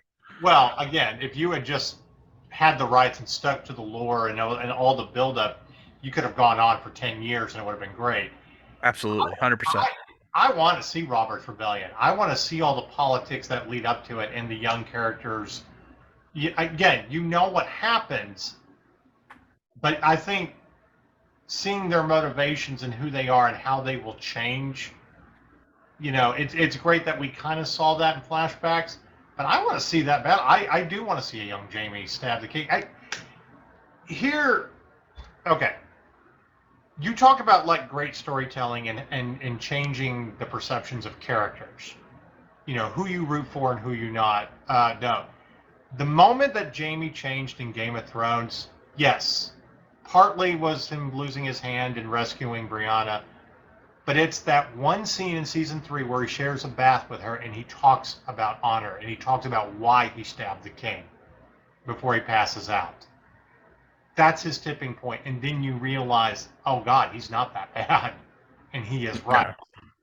And it also makes you realize that the characters aren't black and white, because between Alicent and Rhaenyra, you understand their motivations and where they're coming from. Okay, it's not that one is completely right and one is completely wrong, especially when what happened is based on a lie. Oh, there's a lot of gray in this show. Yeah, and that's the beauty of it. And the scene I think that underscores what you're trying to say the best is the dinner scene, where Alicent and Rhaenyra try to bury the hatchet for the sake of their father and husband. Mm-hmm. And I think they honestly meant to. I think Rhaenyra's apology went a long way, and her praising Alicent for taking care of her father. Yeah. When she could have done what Rhaenyra had done in the past and indulged her own pleasures and delights. And she didn't. She stayed true to her father. And I think Rhaenyra's apology and her acknowledgement of that went a long way to healing wounds with Alicent. But the problem was, by this time, they had already built so much hate into their children Yeah. that ship had sailed, ladies. Like, Yeah, you know, your children are That just well had nuts been now. poisoned. yeah. So, because they're strong boys. Yeah. Yes, they are. Again, I'm mispronouncing names, but the one son who's the dragon rider, who The killed, one that got Amon One Eye. yeah, he's great. I mean, don't get me wrong, I want him to die, but I also love the character. I love how he went from losing an eye to becoming a badass. He's kind of a mix between, honestly, to me, he's kind of a mix between a young Damon and also a little bit of Jaime Lannister. He's kind of get that same vibe. Like, yeah, he's a dick, but he's an honorable dick. Right. And like when you're like he's constantly reading the histories and he's preparing to fight. And like when he's fighting Christian Cole and Christian Cole's like, you'll be winning tournaments in tournament time. He's like, I don't give a shit about tournaments. I'm preparing for a higher. He doesn't say it, but he's like, I'm preparing for a higher cause and a higher fight. Right. Yeah. I love that he's wrestling with his brother. He goes, I don't want the throne. You'll get no argument from me. Yeah. Yeah, right. Yeah, when he's talking about, he doesn't care about tournaments, I'm like, oh, got a little Ned Stark in there. Which, by the way, I cannot wait for season 2 because Cregan Stark is coming in season 2, and Lord Cregan Stark is a badass. Yeah. I almost wish that we had gotten at least one scene with him, but here's the thing. Now that the one son has been killed after going to Storm's End, the other son going to Winterfell is much more important. The weight of all that is better. So I just and this obviously has more money than Game of Thrones did.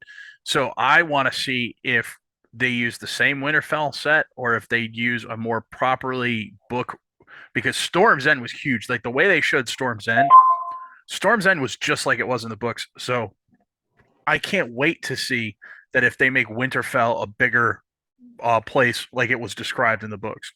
Yeah. Well, it'll be interesting. And they've certainly done more to grow up King's Landing sets and the Great Hall and the Dragon Pit, which of course the Dragon Pit's in ruins by the time of Game of Thrones. But yeah, I mean, we also saw part of the reason why it's in ruins. But my big question is, how many seasons are they going for with House of the 4. Dragon? Okay. Yeah. They've so earlier this summer, Ryan Condal said they're hoping for 3 to 4, and just the other day, George came out and said to tell the story properly, we need 4 seasons. And with them roasting Rings of Power in the ratings, I'm pretty sure HBO is all set to write that check. We're obviously getting a season 2. So another funny thing, and this show will be 75% complete before we see the next season of Lord of the Rings, because season 2 is 9 months away for House of the Dragon. They've already said that Rings of Power is 2 years away from the next season, which means season 3 of House of the Dragon will be airing at the same time as season 2 of Rings of Power. And I still won't care. Yeah. And by the way, I mean, we should totally look forward to season 2 of Rings of Power, because now it's going to be more canonical. Yeah, which I don't know how you can do that, because you've already ruined the canon to the point where there's nothing canonical left. I'm telling you, if your fucking first scene isn't Sauron like over Galadriel's head, and it's all a bad dream, just to write off the stupid shit you did, then I'm like, I don't care. Yeah. I mean, honestly, you know what the best ending of that episode would have been? Like the way they wrote that, the only way they could have finished it if Halbrand was some kind of dollar store Aragon, and freaking Galadriel goes into this room in Austin Edel and it's a dungeon, and the real Galadriel is sitting in a fucking cell, and the person who we thought is Galadriel the whole time changes shape and it's Sauron. Actually, that would have been a great ending. Because that would explain why Galadriel was a goddamn bitch for the entire season. No, I know. It's like, wait, you're not the real Mad Eye Moody? Exactly. Well, Barney Church Jr. What? so we didn't want to spoil anything for you, but I was texting with Chad on Saturday, and we were kind of laughing like that very last scene of the season finale. There's no words. It's just the fucking look on Rhaenyra's face. Well, even before that, the look on Aemon's face, like, oh shit. He was in. He knew he'd fucked up. Yes, Yeah. it was at that moment. Just war. However, like, what would it's going to spurn the greatest memes. Like, what is her tagline now? And the first thing that came to my mind was Gladiator, unleash hell. I have expected to hear, let the bodies hit the floor. Let the bodies hit the floor. I mean, there should just be like that should just float on Twitter, especially in the next 2 weeks when we're dealing with, an election and we have to deal with all the fucking propaganda on TV. But I'm like, let's just have nice memes. And I really want to see Cannibal fight Vhagar, because Cannibal is the second largest dragon in existence. Mm-hmm. And as the name suggests, yeah, eats other dragons. And it's the second largest and probably the most vicious and the most battle tested, and it's riderless. So who? Well, I think the one thing that House of the Dragon did in its first season is it made you care for every one of these characters. Whether you like them or dislike them, you care and you want to know more. You want to see, even if you kind of know what's eventually going to happen, you care about their journey to get there.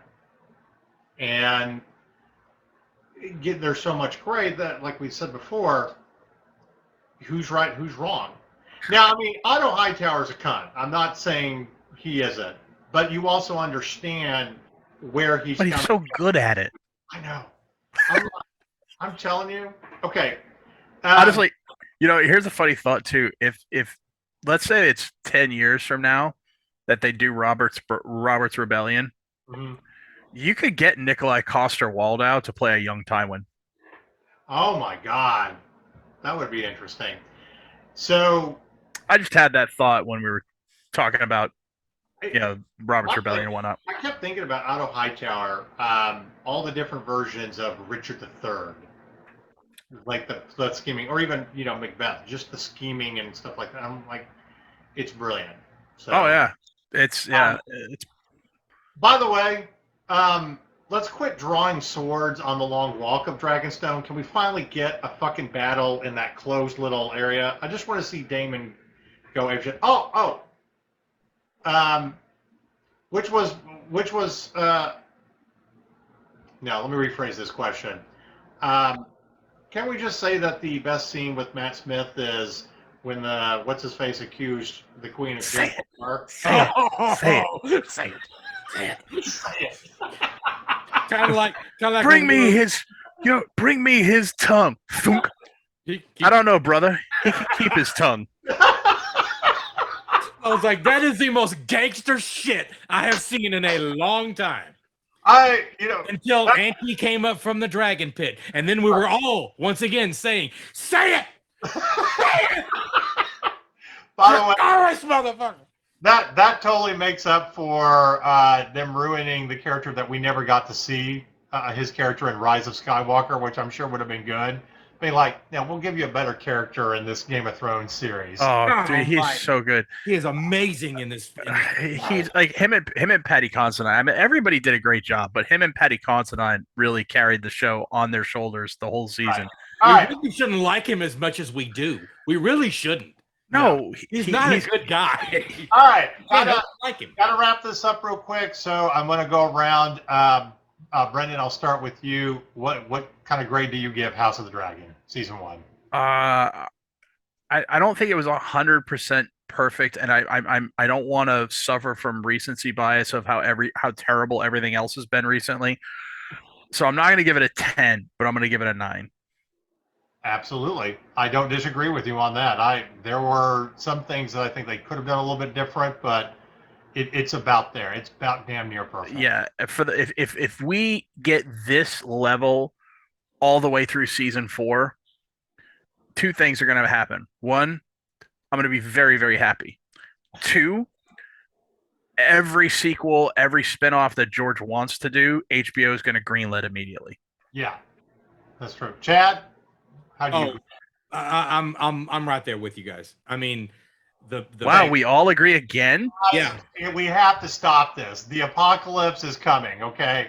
Yeah, if I it thought- happens one more time, I I think we're thought- screwed. I mean, I thought the apocalypse was happening yesterday when my Bears finally beat the Patriots for the first time in the lifetime of our friendship. I finally got to see my team beat Brendan's. Well, Yeah, and they earned it too because they beat the crap out of us. Tomorrow. just as far as pacing, the fact that my expectations were lowered so much because the last two seasons of Thrones sucked so bad, and that Bore of the Rings left such a horrible lingering fart in a church smell hanging in the freaking air that Well, everything we had nowhere to go but up, and I had no idea how far up we were going. You might hate the last two seasons of Game of Thrones, and I get the arguments. It was still better than Rings of Power. Yeah, but that's when the bar is on the floor. It's not that hard to clear. I do have a question though. Okay. I found this graphic, and I don't know how much of this is valid, but I found this graphic on Game of Thrones franchise updates. Game of Thrones ended. House of the Dragon season ongoing renewed. 10,000 ships says in development. I don't know what that is. The Hedge Knight in development. Snow. Oh, 10,000 ships is the prequel for the Sea Snake. It's the Yeah. prequel about Lord Corlys Valerian. Yeah, because he's got and the Sea Snake in development, the Golden Empire in development, animated. And the very last graphic they show, another animated series that doesn't even have a title. It just says untitled animated series in development. So we've got that many properties of this thing currently. I mean, on it's the all in burner. development, but I mean, remember they shot a $30 million pilot that never saw the light of day. This is true. Yeah, this is true. I don't know how I feel about the Jon Snow thing. I mean, while I feel like there's some story to tell there, I think that's more of a one-off limited series more than anything else. But you know, again, we'll see. We'll see. Yeah.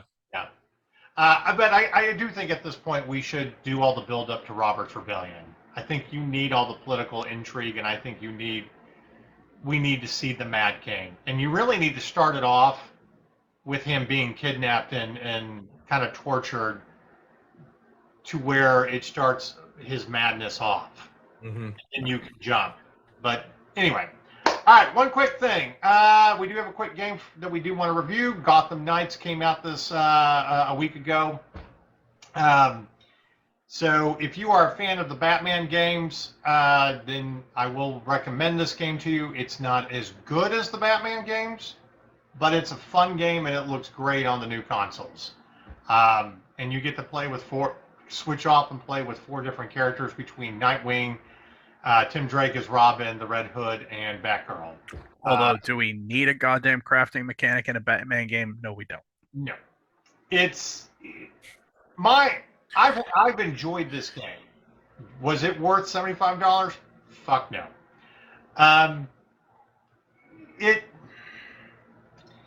To me, this is a good game that would be great, like on Game Pass or a subscription service. Kind of like, you know, the Guardians of the Galaxy game and stuff. They're fun if you like superhero games, and you know, being able to do couch co-op, and then there's a multiplayer aspect to it.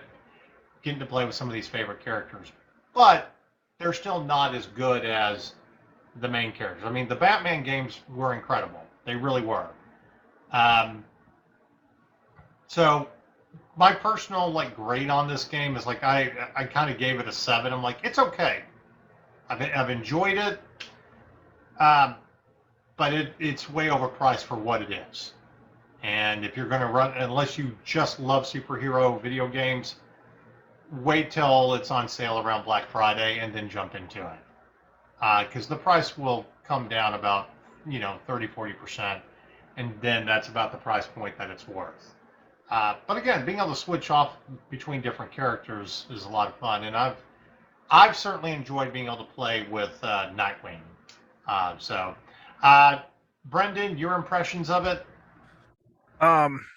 It's a fun little game. I agree. It's probably not worth $75, especially not on the consoles where you don't have a performance mode and you can't play it at 60 FPS. I think that was a mistake. Yeah, I don't know what they were thinking there. Also, like I said, nitpick. It's an action game. I don't need a crafting system. Certainly one that doesn't look like it's a mobile game. I mean, that UI is properly awful. Yeah. So, um, yeah, I would definitely say wait till it hits the bargain bin. Well, Or ends up on uh games with gold or PS Plus, for the month, whatever. yeah. I mean, I figure in about 6 months it's going to end up on PlayStation Now or a Game Pass, and it'll be a fun little playthrough. Like I enjoyed the Guardians of the Galaxy game, for what it is, but it's just a game that's not worth retail price. And I don't know if there really are any superhero games that are. Um, but the Batman games have a lot of great replay value. I tell you what, if the Wolverine game is as good as some of the Spider-Man games has been, I would pay full price for that. Right. And I'm curious about the Midnight Suns game, and we'll check that out when it comes out in December. But I would really love a the Midnight Sun game, isn't that a turn-based game? I think so. I'm like, what's the point of giving those guys if it's turn-based and not action RPG? Yeah. And like I would love though a a street level heroes game led by Superman where you get to switch out, kind of like Gotham Knights, excuse me, where you get to switch out between Spider-Man, Daredevil, Black Cat, Punisher. Like Yeah. that would be really cool. Well, at least with this game, you get to switch out of your choice. I mean, when you played the Avengers game that came out Yeah, it was. or 2 years ago, you got to play every character, but you had to play the storyline in order to do it. Yeah, it was. And, Yeah, it dictated to you when you got to play those right. characters. And while it was fun, that game was not worth full price. And when it ended up on Game Pass, it was like, okay, yeah, now I'll play it. Yeah, it was a Korean grind fest. So right. But again, Gotham Knights looks great. I love the fluidity of the fight scenes. I've enjoyed it for what it is, but I'm also going to be one of those guys that I'll probably trade in the disc towards another game, and then I'll wait for it to be on sale when I play it again, or play it with my nephew, or if it's on Game Pass. yeah. Unfortunately, we just don't get a lot of games anymore that are worth $60, $70. So that's why it's great to have a subscription service where you get day one games. Looking forward to Starfield. Yep. So, all right, everybody, we'll be back. Thank you for joining us, and we'd love to hear your thoughts on Rings of Power and House of the Dragon. Like I said, one was shit, one was not. We're definitely looking forward to season 2 in 9 months of House of the Dragon, and we don't give a shit about the rest of the Rings of Power because I don't think there's anything you're going to do with these writers that's going to make it any better, especially with characters that we already know what's going to happen. So I just. Ooh, Sildor might be dead, except we know he's not. Yeah. Oh, Amazon. Of all the. Mystery box! Is the Sildor dead? No, he's not. Shut up, fucking J.J. Abrams. If you're going to go all in, go all in on Wheel of Time. Okay? I mean, it's not Game of Thrones, but again, it's better than what you've done and doesn't cost as much. And as far as a money laundering scheme for Jeff Bezos to the IRS agents out there, you might want to look into that. I'm just throwing it out there.